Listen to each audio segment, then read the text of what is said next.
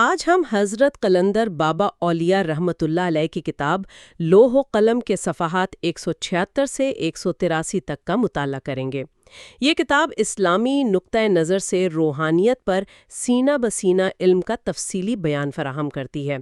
اس کتاب کو پڑھنے کے بعد کوئی بھی قرآن کو اس کے متن کے ذریعے سمجھ سکتا ہے، اور یہ اپنے پڑھنے والوں پر گہری روحانیت کے پوشیدہ حقائق کو کھول دیتی ہے۔ آئیے بسم اللہ الرحمن الرحیم سے آغاز کرتے ہیں۔ بسم اللہ الرحمن الرحیم۔ اچھا، پچھلی نشستیں میں جو ہماری گفتگو تھی اس کا مرکز تھا نقطۂ وحدانیت۔ جی، وہ ایک نقطہ جہاں سے ہر چیز شروع ہوتی ہے۔ بالکل، جہاں سے تمام روحانیت پھوٹتی ہے۔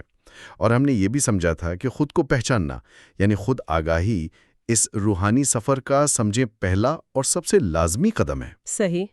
تو آج ہم اسی سفر کو انشاءاللہ آگے بڑھائیں گے۔ آج ہم یہ سمجھنے کی کوشش کریں گے کہ یہ جو وجود ہے، یہ کائنات، یہ کن تہوں پر، کن درجات پر قائم ہے۔ اچھا۔ اور یہ کہ ہمارے ذہن کی ایک بہت ہی لطیف حرکت، جسے کتاب میں نسمہ کہا گیا ہے، وہ کس طرح ہمارے ارد گرد کی پوری دنیا کو تخلیق کر رہی ہے۔ واہ، یعنی آج کا موضوع تو بہت ہی دلچسپ لگ رہا ہے۔ ہم ایک طرح سے کائنات کی تخلیق سے شروع کر کے اپنے وجود کی گہرائیوں تک کا سفر کریں گے۔ جی بالکل۔ تو کتاب کہتی ہے کہ وجود کے 3 بڑے درجے یا قیام ہیں۔ پہلا ہے لوح محفوظ، جی، جسے ہم اصل کا مرکز بھی کہہ سکتے ہیں۔ بالکل، اور دوسرا ہے عالم مثال، جو ایک آئینے کی طرح ہے۔ اور پھر تیسرا عالم رنگ و بو، یعنی ہماری یہ دنیا جسے ہم دیکھ اور چھو سکتے ہیں۔ اور مصنف کہتے ہیں کہ یہ پوری دنیا نسمہ کی لطیف حرکات کا مجموعہ ہے۔ یہ بات ہی اپنے آپ میں بہت گہری ہے۔ بہت گہری ہے۔ تو سوال یہ پیدا ہوتا ہے کہ یہ نسمہ یعنی ذہن کی یہ حرکت آخر ہے کیا، اور یہ کام کیسے کرتی ہے؟ یہ کیسے ممکن ہے کہ ایک اندرونی سوچ یا حرکت باہر کی ٹھوس حقیقت بن جائے؟ یہ واقعی اس پوری بحث کا آپ سمجھیں بنیادی نقطہ ہے۔ کتاب کے مطابق نسمہ کی حرکت کوئی دو طرفہ عمل نہیں ہے، بلکہ یہ ایک یک طرفہ سفر ہے۔ یک طرفہ؟ اس کا کیا مطلب ہوا؟ اس کا مطلب یہ کہ یہ ہمارے اندرون سے، ہماری باطنی زندگی سے شروع ہوتی ہے اور باہر کی طرف سفر کرتی ہے، اور اسی سفر کے نتیجے میں ہماری خارجی زندگی کو ایک شکل، ایک صورت ملتی ہے۔ اچھا، یعنی آسان لفظوں میں جو کچھ ہمارے ذہن کے سٹیج پر چل رہا ہے وہی باہر کی دنیا میں ایک فلم کی طرح نظر آ رہا ہے۔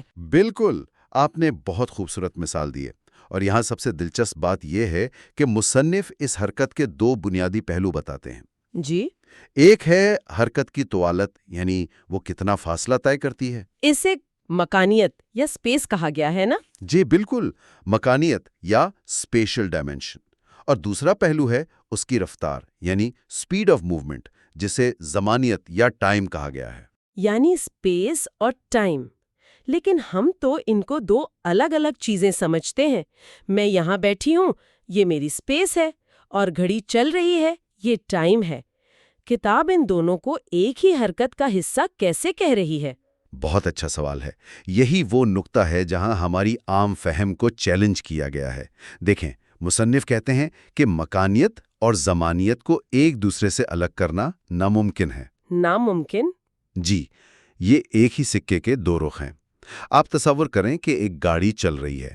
وہ جو فاصلہ طے کر رہی ہے وہ مکانیت ہے، اور جس رفتار سے کر رہی ہے وہ زمانیت ہے۔ صحیح۔ کیا آپ فاصلے کو رفتار کے بغیر اور رفتار کو فاصلے کے بغیر تصور کر سکتے ہیں؟ نہیں کر سکتی۔ نہیں کر سکتے۔ اسی طرح ذہن کی ہر حرکت بے وقت اسپیس اور ٹائم دونوں کو جنم دیتی ہے۔ واہ، یہ تو سوچنے کا بالکل نیا انداز ہے۔ اس تصور کو مزید واضح کرنے کے لیے کتاب میں ایک مصور اور تصویر کی مثال دی گئی ہے جو مجھے بہت پسند آئی۔ جی، وہ بہت عمدہ مثال ہے۔ جب ایک مصور کوئی تصویر بناتا ہے تو وہ تصویر اصل میں اس کے ذہن میں موجود تصور کا صرف ایک عکس ہوتی ہے۔ صرف ایک عکس؟ اصل آئیڈیا، اصل خیال تو اس کے ذہن میں ہی محفوظ رہتا ہے، وہ کاغذ پر منتقل نہیں ہوتا۔ بالکل، اور اسی لیے وہ ایک ہی تصور سے ہزاروں تصاویر بنا سکتا ہے، کیونکہ اصل کبھی خرچ نہیں ہوتا، وہ تو اپنی جگہ قائم ہے۔ بالکل۔ اور اسی مثال سے تخلیق کا ایک سنہری اصول ہمارے سامنے آتا ہے۔ اصل ہمیشہ اپنی جگہ محفوظ رہتی ہے اور صرف عکس منتقل ہوتا ہے۔ اچھا، اب اس اصول کو کائنات کی تخلیق پر لاگو کریں۔ تمام مخلوقات وجود میں آنے سے پہلے خالق کے علم اور ارادے میں مکمل طور پر محفوظ تھیں، سبحان اللہ۔ اور آج بھی وہ اسی طرح محفوظ ہیں۔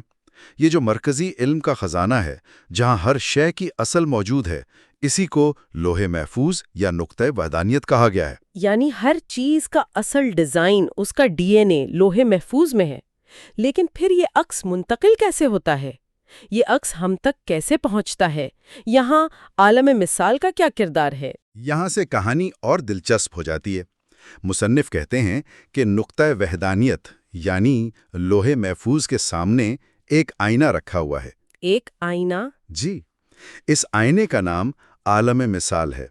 جب لوح محفوظ سے، جہاں تمام انواع یعنی اسپیشیز کی اصلیں موجود ہیں، روشنی اس آئینے پر پڑتی ہے تو ہر نوع کا ایک عکس اس آئینے میں بن جاتا ہے۔ اچھا، یہ وہ پہلا مرحلہ ہے جہاں ایک بے رنگ اور بے شکل خیال کو ایک خاکہ، ایک صورت ملتی ہے۔ یہ ابھی ہماری مادی دنیا نہیں ہے، لیکن یہ اس کا پہلا نقش ضرور ہے۔ ٹھیک ہے، تو ایک اصل ہے اور ایک آئینے میں اس کا عکس ہے۔ لیکن کسی بھی عکس کے بننے کے لیے اصل اور آئینے کے درمیان تھوڑا فاصلہ تو ہونا ضروری ہے نا؟ جی، ضروری ہے۔ کیا یہ فاصلہ ہی اسپیس کی ابتدا نہیں؟ اور روشنی کو اصل سے آئینے تک جانے میں جو لمحہ لگتا ہے، کیا وہی ٹائم کی ابتدا نہیں ہے؟ آپ نے بالکل نبض پر ہاتھ رکھا ہے۔ یہی وہ لمحہ ہے جب زمان یعنی ٹائم وجود میں آتا ہے۔ اچھا، جب نقطۂ وحدانیت سے حرکت عالم مثال کی طرف آتی ہے تو یہ ایک سیدھا سادہ سفر نہیں ہوتا۔ اس سفر میں ایک کشمکش پیدا ہوتی ہے۔ کشمکش؟ کیسی کشمکش؟ ایک قوت حرکت کو مرکز سے دور آئینے کی طرف دھکیلتی ہے۔ اسے کتاب میں گریز یا نزول یعنی ڈسینٹ کہا گیا ہے۔ ٹھیک ہے، لیکن جیسے ہی عکس آئینے میں بنتا ہے، ایک دوسری قوت اسے واپس اصل کی طرف کھینچنے کی کوشش کرتی ہے۔ اس کھچاؤ کو کشش یا صعود یعنی اسینٹ کہتے ہیں۔ تو کیا ہماری پوری زندگی اسی کشش اور گریز، اسی کھچاؤ اور دوری کی کہانی ہے؟ ایک طرف دنیا ہمیں اپنی طرف کھینچتی ہے یعنی گریز، جی، اور دوسری طرف ہماری روح اپنی اصل کی طرف واپس جانا چاہتی ہے یعنی کشش۔ آپ نے بالکل صحیح نتیجہ نکالا ہے۔ یہی دو حرکتیں، نزول اور صعود، زمان و مکان کی بنیاد ہیں۔ گریز کی حرکت ہمیں مرکز سے دور لے جا کر اس مادی دنیا میں ظاہر کرتی ہے، جبکہ کشش کی حرکت ہمیں روحانی طور پر واپس اپنی اصل کی طرف کھینچتی ہے۔ بہت خوب۔ کتاب میں لفظ قرآن کی بڑی خوبصورت مثال دی ہے۔ جب ہم قرآن کہتے ہیں تو ہماری مراد صرف کاغذ پر لکھے حروف کا مجموعہ تو نہیں ہوتی، نہیں، بالکل نہیں۔ بلکہ اس کے پیچھے ایک زندہ حقیقت، ایک الہامی پیغام ہوتا ہے۔ اسی طرح کائنات کی ہر شے کے دو رخ ہیں، ایک اس کا ظاہری جسم جو ہمیں نظر آتا ہے، اور ایک اس کی باطنی زندگی یا روح جو اس کی اصل حقیقت ہے۔ اور ہم اکثر صرف ظاہری علامتوں میں الجھ کر رہ جاتے ہیں اور ان کے پیچھے چھپی حقیقت کو نظر انداز کر دیتے ہیں۔ بالکل، یہی المیہ ہے۔ یہاں سے بات زمانہ اور مکان پر اور بھی گہری ہو جاتی ہے۔ ایک حدیث شریف کا حوالہ دیا گیا ہے، لا تسبوا الدہر فإن الدہر هو اللہ، یعنی زمانے کو برا نہ کہو کیونکہ زمانہ اللہ ہے۔ جی، اس کی تشریح تو ذہن کو ہلا کر رکھ دیتی ہے۔ کہا گیا ہے کہ زمانہ وہ حقیقت ہے جس میں کبھی کوئی تبدیلی نہیں آتی، وہ غیر متغیر یعنی ان چینجنگ ہے، جبکہ مکان وہ ہے جس میں ہر لمحہ تبدیلی آ رہی ہے۔ جی، اور اسی فرق سے خالق اور مخلوق کی صفات کا فرق واضح ہوتا ہے۔ دیکھیں، خالق کی قدریں، مثلا اس کا حکم کن ہو جا، ازل سے ابد تک ایک جیسا ہے، وہ کبھی نہیں بدلتا۔ کبھی نہیں، وہ زمان کی طرح ہے، جبکہ مخلوق جو مکان سے تعلق رکھتی ہے ہر لمحہ بدل رہی ہے۔ ہماری شکلیں، ہمارے خیالات، ہمارے حالات، سب کچھ مسلسل تغیر پذیر ہے۔ اس پیچیدہ تصور کو سمجھانے کے لیے راستہ اور مسافر کی ایک شاندار مثال دی گئی ہے۔ جی، بہت ہی طاقتور تشبیہ ہے۔ راستہ زمان ہے اور مسافر مکان۔ بالکل۔ آئیے اس کی تہوں کو کھولتے ہیں۔ پہلی بات، مسافر کا وجود راستے کا محتاج ہے۔ راستے کے بغیر مسافر کا کوئی تصور ہی نہیں۔ صحیح ہے۔ دوسری بات، مسافر چاہے کتنا ہی غافل ہو جائے، وہ راستے سے الگ نہیں ہو سکتا، وہ ہمیشہ راستے پر ہی رہتا ہے۔ ٹھیک ہے۔ لیکن پھر مصنف ایک ایسی بات کہتے ہیں جو سب کچھ بدل دیتی ہے۔ وہ کہتے ہیں مسافر راستے ہی کی تخلیق ہے۔ ایک منٹ، کیا کہا؟ مسافر راستے کی تخلیق ہے؟ جی، مسافر راستے ہی کی تخلیق ہے۔ یعنی مکانیت زمانیت ہی کی تخلیق ہے، اسپیس ٹائم سے پیدا ہوا ہے۔ یہ تو ذہن کو سن کر دینے والی بات ہے نا؟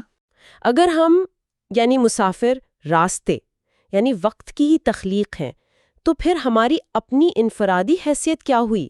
کیا ہماری آزاد مرضی یعنی فری ول ایک وہم ہے؟ یہ ایک بہت بڑا سوال ہے اور اس کا جواب بھی اتنا ہی گہرا ہے۔ دیکھیں، اس کا مطلب یہ نہیں کہ ہماری کوئی مرضی نہیں ہے۔ اچھا؟ اس کا مطلب یہ ہے کہ ہم بطور مسافر راستے کے اصولوں کے پابند ہیں۔ ہم ان قانونوں سے باہر نہیں جا سکتے جو زمان نے ہمارے لیے مقرر کیے ہیں۔ جیسے ایک مچھلی پانی میں تیرنے کے لیے آزاد ہے، لیکن وہ پانی کے قانونوں سے باہر نہیں جا سکتی، وہ ہوا میں نہیں اڑ سکتی۔ ٹھیک ہے۔ اسی طرح ہم اپنی حدود میں رہتے ہوئے انتخاب کرتے ہیں۔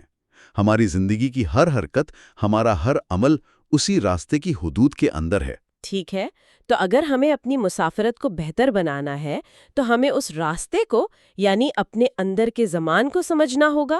بالکل، یہی کلید ہے۔ یہیں سے گفتگو ہمارے باطن یعنی شعور اور لاشعور کی طرف مڑتی ہے۔ کتاب میں لکھا ہے کہ جب ہماری توجہ باہر کی دنیا یعنی شعور پر بہت زیادہ مرکوز ہو جاتی ہے تو ہماری اندرونی دنیا یعنی لاشعور میں حرکت سست پڑ جاتی ہے، جی، جس سے زندگی کے عمل کی مقدار کم ہو جاتی ہے۔ یہ تو ہمارے آج کے دور کی سب سے بڑی بیماری لگتی ہے۔ بلا شبہ۔ ہر وقت سکرینز، نوٹیفیکیشنز اور بیرونی دنیا کا شور، ہم اپنے اندر جھانکنے کا وقت ہی نہیں نکالتے۔ بالکل، یہ ایک انتہائی اہم نکتہ ہے۔ ہم ہر وقت باہر کی دنیا کی معلومات میں ڈوبے رہتے ہیں، جس کی وجہ سے لاشعور جو ہماری زندگی کی اصل فیکٹری ہے اسے کام کرنے کا موقع ہی نہیں ملتا۔ یعنی ہم فیکٹری کو خام مال تو دے ہی نہیں رہے۔ صحیح کہا۔ مصنف زور دیتے ہیں کہ زندگی میں حقیقی ترقی کے لیے لاشعور کو وقت دینا ضروری ہے، غور و فکر کے ذریعے، مراقبے کے ذریعے، خاموشی کے ذریعے، کیونکہ زندگی کے تمام بڑے اعمال کی تعمیر اسی لاشعور میں ہوتی ہے۔ نسمہ کی اصل حرکت گاہ یہی ہے۔ تو اس باطنی دنیا کی ساخت کیا ہے؟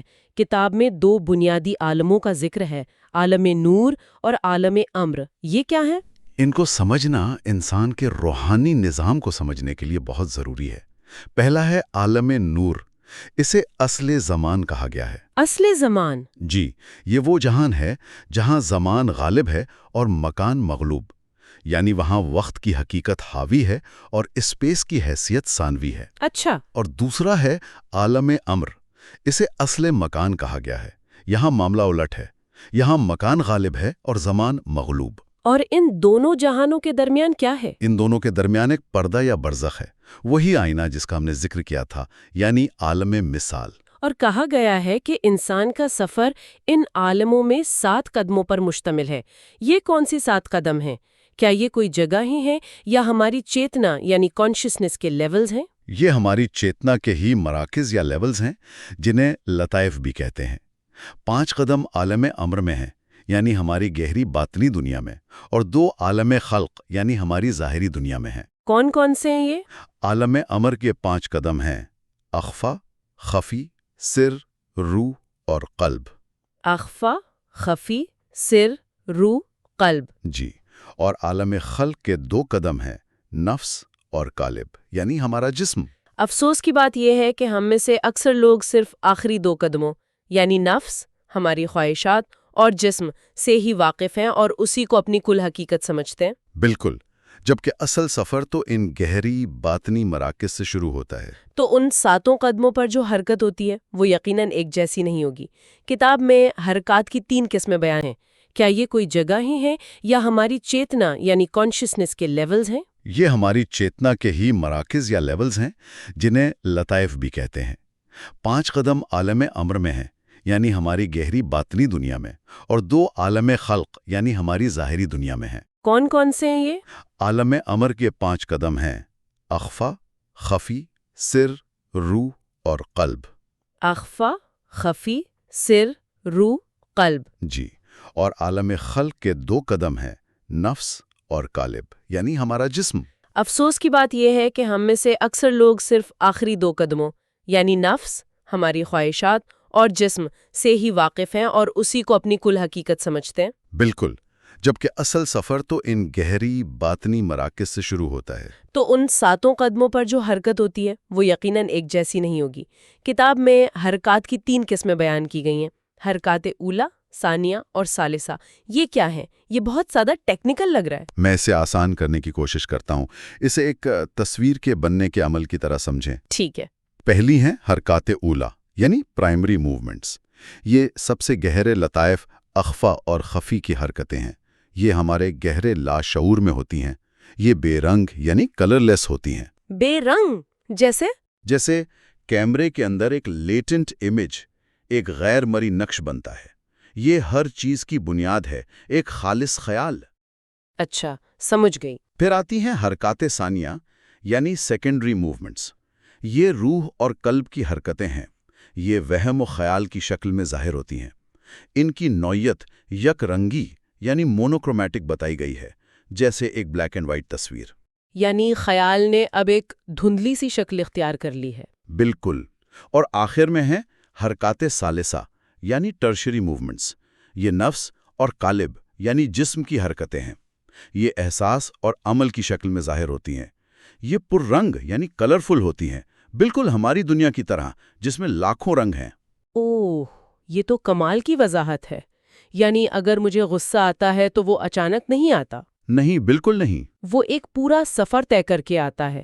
اس کا آغاز شاید میرے لاشعور کی گہرائیوں میں ایک بے رنگ حرکت سے ہوا، پھر وہ میرے قلب میں ایک خیال کی صورت میں آیا اور آخر میں میرے نفس اور جسم کے ذریعے ایک بھرپور رنگین جذبے اور عمل کی شکل میں ظاہر ہوا۔ یہ تفصیل ہے ہر قدم پر کشش اور گریز کی حرکت کے ساتھ۔ وہ کیسے؟ دیکھیں، اخوا میں گریز کی بے رنگ حرکت ہوتی ہے۔ یعنی مرکز سے دوری؟ جی، پھر خفی میں کشش کی بے رنگ حرکت ہوتی ہے۔ مرکز کی طرف کھچاؤ؟ صحیح۔ پھر سر میں گریز کی یک رنگی حرکت، روح میں کشش کی یک رنگی حرکت، قلب میں گریز کی پر رنگ حرکت، اور آخر میں اور نفس میں کشش کی پر رنگ حرکت ہوتی ہے۔ اور ہمارا جسم یعنی قالب، اس کا کیا کردار ہے؟ ہمارا قالب یعنی یہ جسم ان تمام 6 باطنی حرکات کا مظہر ہے۔ یہ وہ اسکرین ہے جس پر اندر چلنے والی پوری فلم دکھائی جا رہی ہے۔ سبحان اللہ! ہمارا ہر عمل، ہر احساس، ہر سوچ ان اندرونی 6 حرکات کے پیچیدہ امتزاج کا نتیجہ ہے۔ یہ تو انسان کی حقیقت پر سے ایک ایک کر کے پردہ اٹھانے کے مترادف ہے۔ تو آج کی گفتگو کا خلاصہ یہ ہے کہ ہم نے ایک کائناتی سفر کیا۔ ہم نے دیکھا کہ کس طرح ایک نقطہ وحدانیت سے حرکت شروع ہوتی ہے، جی، عالم مثال کے آئینے سے گزر کر زمان و مکان کو جنم دیتی ہے، اور پھر کشش اور گریز کی دوہری قوتوں کے تحت ہمارے باطن کے 7 مراکز میں سفر کرتی ہے۔ بالکل۔ اور آخرکار ہمارا یہ ظاہری وجود ان تمام اندرونی لطیف حرکات کا ایک جیتا جاگتا رنگین مظہر ہے۔ یہاں پر میں سامعین کے لیے ایک سوال چھوڑنا چاہوں گی۔ اگر ہمارا جسم ان 6 اندرونی حرکات کا مظاہرہ ہے، تو کیا ہم صرف اپنے جسم اور ظاہری اعمال پر توجہ دے کر اپنی پوری حقیقت کو نظر انداز نہیں کر رہے ہیں؟ کسی سے بھی یہ سننا آپ کے ذہن کو کھولنے اور بڑھانے میں مدد دے گا، لیکن حقیقی جوہر صرف ذاتی مطالعہ اور غور و فکر سے ہی حاصل کیا جا سکتا ہے۔ سوچ بچار کے ساتھ خود مطالعہ کرنا آپ کو فہم کے اس افق تک پہنچنے دے گا جسے سینہ بسینہ علم یا علم لدنی کہا جاتا ہے، اور آپ محمد رسول اللہ صلی اللہ علیہ وسلم کے طرز فکر کو صحیح معنوں میں سمجھ سکیں گے۔ آپ کے لیے، آپ کے خاندان اور آپ کے بچوں کے لیے بہت سی دعائیں۔ اللہ حافظ۔ آخر میں برائے مہربانی چینل میلڈی آف ڈیوائن کو سبسکرائب کریں، ویڈیو کو لائک کریں، اپنے تبصرے چھوڑیں اور اسے ان لوگوں کے ساتھ شیئر کریں جو اسلام میں روحانی علم کے حقیقی جوہر کو سمجھنے کے لیے متجسس ہیں۔